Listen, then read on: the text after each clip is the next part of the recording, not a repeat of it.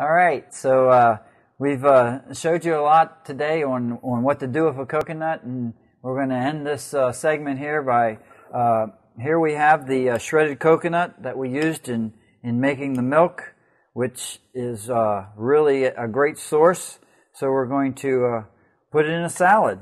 It's great in a salad, and mix it in there, and between the smoothies, the eating a salad with coconut, eating candies with coconut, using the coconut milk, using the coconut water, using the young coconut, it's all good for your system and a great source of nutrients, and it's a lot of fun and a lot of nutrients. So I'm going to have myself a bite of this coconut salad and see how it tastes. It's good, but I think I need a little Himalayan salt there to even out the flavor. So enjoy your coconut. Go out and get your own and have some fun.